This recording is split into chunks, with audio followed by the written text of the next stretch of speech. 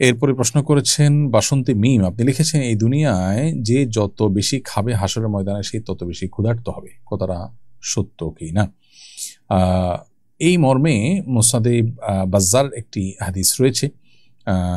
সেই হাদিসের সনদ সম্পর্কে হাফিজ ইবনে হাজার আসকালানী রাহিমাহুল্লাহ বলেছেন যে এই হাদিসের সতর্ক বার্তা মূলত ওই ব্যক্তির জন্য যে ব্যক্তি সবসময় পেট পুরে খায়, অতিরিক্ত খায়, এবং এর ফলে ব্যক্তির মধ্যে অলসতা চলে আসে, আল্লাহর ইবাদতবন্দি করা তার জন্য কঠিন হয়, এরকম ব্যক্তির জন্য এরকম কথা বলা হয়েছে।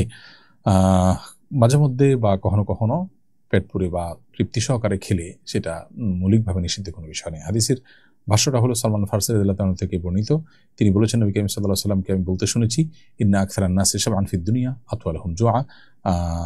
দুনিয়াতে যারা সবচেয়ে বেশি পেট পুরে খায়, পরিতৃপ্ত হয়ে খায়, তারা আপনার আতওয়ালুহুম জুআন ফিল আখিরাত, তারা আখিরাতে সবচেয়ে বেশি ক্ষুধার্ত থাকবে, সবচেয়ে দীর্ঘ সময় ক্ষুধার্ত থাকবে।